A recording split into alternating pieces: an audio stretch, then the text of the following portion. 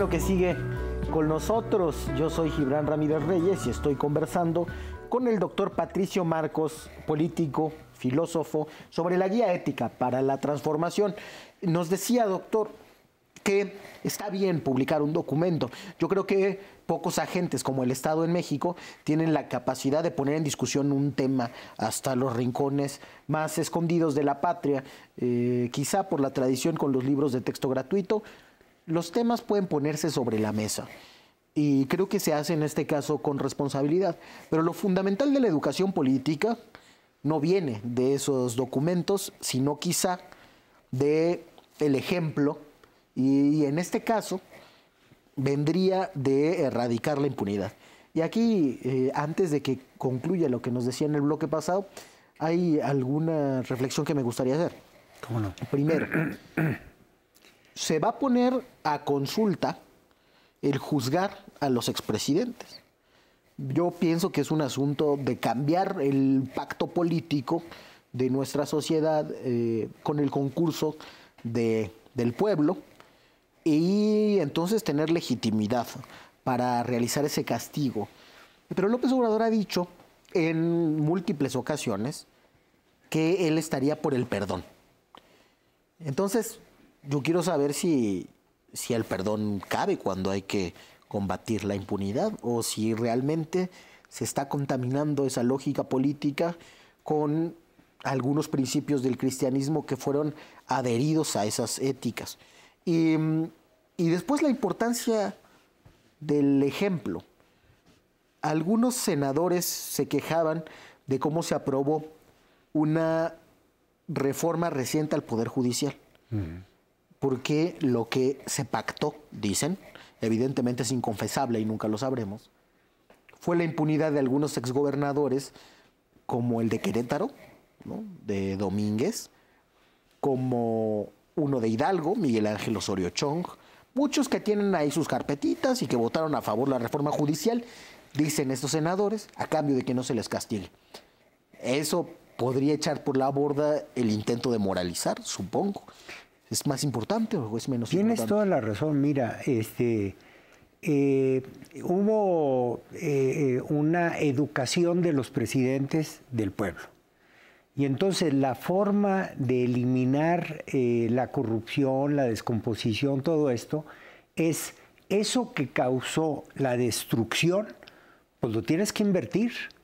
Entonces, la impunidad presidencial desde el 19, como te estaba comentando, es usurpar el poder por la fuerza, pero no mates al que vas a sacar porque es cuate tuyo, porque es militar. Y entonces a ti te van a matar, y eso prevaleció hasta que mataron a Madero. Esa era la impunidad. Entonces dices tú, bueno, si no castigaste a ninguno de ellos, particularmente a Santana, por favor, ese lo deberían haber fusilado. O sea, muy bravos para fusilar. Eso estuvo muy bien de Juárez, fusilar a Maximiliano. Ya no nos volvieron a invadir. Fíjate la consecuencia. ¿Y qué opina usted de que hayamos quitado esa pena de la Constitución? Malísimo. Deberíamos tener fusilamiento. Malísimo. Pero, sí, pero por supuesto. Es que hay gentes que son sumamente destructivas, que no son humanos. Han dejado de ser humanos. Esto de Peña Nieto, de que yo no creo que haya presidentes que se levanten pensando cómo joder a México. Confiésate en otro lado, idiota, si no los has presumido, ¿no? Y es una tradición y dices que entonces siempre las causas del ascenso son diferentes a las del descenso. Aquí hay que volver a las del ascenso. Son inversas. Entonces el principal delito es la impunidad. Eso es lo que está. Esta negociación que me dices que hubo de los gobernadores, pésima. Y ya que no se puede fusilar a los expresidentes, por lo menos habría que meterlos a la cárcel. Por lo menos. ¿Sin hacer consulta? Mínimo. Bueno, ahí yo espero que le sirve, porque yo creo que está administrando las cosas, ¿no? Yo creo que eso le sirve para el próximo año en las elecciones y para la votación sobre él. Eso no está mal, pero ya está tan destruida la sociedad que si en esto se falla, al barranco, totalmente al abismo. Y eso hay que castigarlo de inmediato, no hay... Eso que dice Aristóteles es realmente... Dice, es el que más destruye, ese es el delito peor que más destruye a la sociedad. Lo vas a perdonar, entonces no estás haciendo nada bueno. Otra cosa que quería preguntarle es... ¿Cómo no? La principal reacción entre los opinadores, no sé si debamos llamarles intelectuales, fue decir que el gobierno no tenía por qué meterse en asuntos de ética o de moral, que esos corresponden a cada quien y a la libertad. Sí, veía a María Amparo Casar, que para mí es privado todo eso. Pues no te confieses, hombre, no te confieses. No, sí, absolutamente, no. La ética es pública. La ética es... A ver, lo que pasa es que es esta idea falsa de lo que es la ética. La ética es qué usos, qué costumbres y qué caracteres hay en tu familia. Esa es la ética de tu familia. Oye, que tienes, tú y tus hijos son republicanos, qué maravilla. Por ejemplo, el papá de Alemán era republicano y lo enseñó como republicano. Pero cuando Obregón se rebela para volver a reelegirse, otra vez la impunidad, entonces se levantan generales, y entre ellos el papá de Alemán, y lo matan. Y entonces eso lo desquicia, porque la madre lo convence que fue un idiota el papá, porque cómo se metió en la guerra y los dejó de abandonar.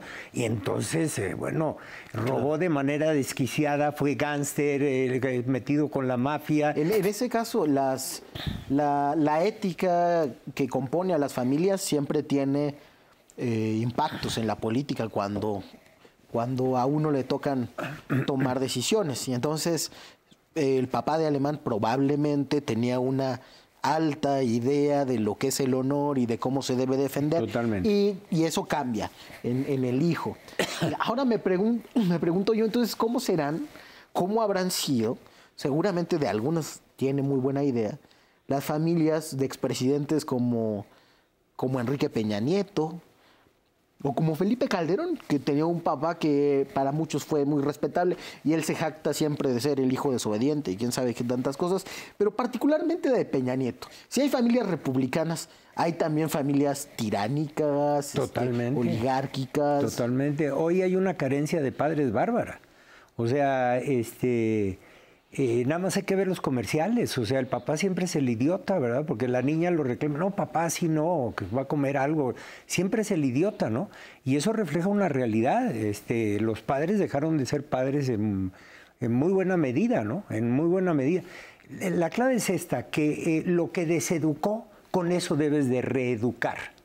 Está perfecto lo de la guía, pasa. Aunque tiene cosas complicaditas, para que lo entiendan los viejitos, están complicaditas. Pero la clave es que lo que destruyó, eso mismo que destruyó, tú lo tienes que llevar en sentido inverso. Y así educas otra vez a la sociedad de la noche a la mañana. Pónganos un ejemplo. Pónganos un ejemplo. Pues yo creo que si meten a uno de ellos, para empezar, ¿no? Porque tienes que meter a todos. O sea, fue un desfalco bárbaro. Si lo metes a la cárcel, eso el pueblo lo va a agradecer todos y todas las clases, porque es un insulto a todas las clases. Pero hay otras formas de corrupción del poder político que no son precisamente meterse dinero a la bolsa, ¿no? Sí, asesinatos de perredistas, todo. Es un poco Aristóteles dice que cuando... la guía habla de que vas de la civilización a la barbarie. Bueno, eso lo define Aristóteles muy claramente. Dice, vas así de un lado a otro cuando los apetitos, espérame, se me fue... cuando los apetitos... No, ahorita se me... Sí, regresemos a lo de los asesinatos de perredistas. Perdón, ya me acordé. Dice, hay 3 cosas que la naturaleza humana, cuando todavía es humana, repugna, que es el incesto y toda la violencia contra las mujeres, fíjate, el robo y el asesinato. Y en esas sociedades donde hay eso y no se castiga, lo que pasa es que eso se convierten en apetitos de placer, que es donde estamos. Es donde estamos exactamente todos. Oye, mi papá, porque el presidente representa al padre, él robó, mató y violó mujeres. Bueno, pues, yo también lo voy a hacer. Y eso lo ves muy bien por carreras. Por ejemplo, los de derecho, que tuvieron 5 presidentes de derecho. Bueno, caray, o sea... Hay hasta una reivindicación entre broma y veras de la corrupción, de los cochupos, de las trampas. Había una frase en el alemanismo que es terrible, terrible, terrible contra las mujeres y las leyes. Las mujeres como las leyes fueron hechas para ser violadas. Óyeme, maldito. Y se mataban de la risa todos estos. Entonces eso es lo que hay que corregir. Y eso es una de las facultades, la de Derecho, en la que ha habido mayores escándalos por acoso sexual de los profesores a las estudiantes y por otras formas de machismo. Y me preguntaba también, ahora que mencionaba lo de la figura del padre y las cosas que serían complicadas para instruir a los mayores. Si no, porque pienso lo que pueden decirnos las compañeras que ven este programa. Si esta concepción patriarcal de la política no implica machismo también. Y si podríamos modificarla o para dónde tendría que ir. Yo digo que claritamente, si tú castigas a los que fueron malos presidentes, el pueblo te lo va a agradecer de por vida. Te lo va a agradecer, va a pasar a la historia. Va a pasar, va a ser otro país. Y el único castigo posible es la cárcel. Pues bueno, ya algo, ¿no? Ya algo, y que devuelvan el dinero, incautar sus propiedades. Se le ocurre otro. Porque decía que hay que reeducar con las cosas... Que deseducar. Que deseducar. Pero entonces pienso, los que robaron, cárcel.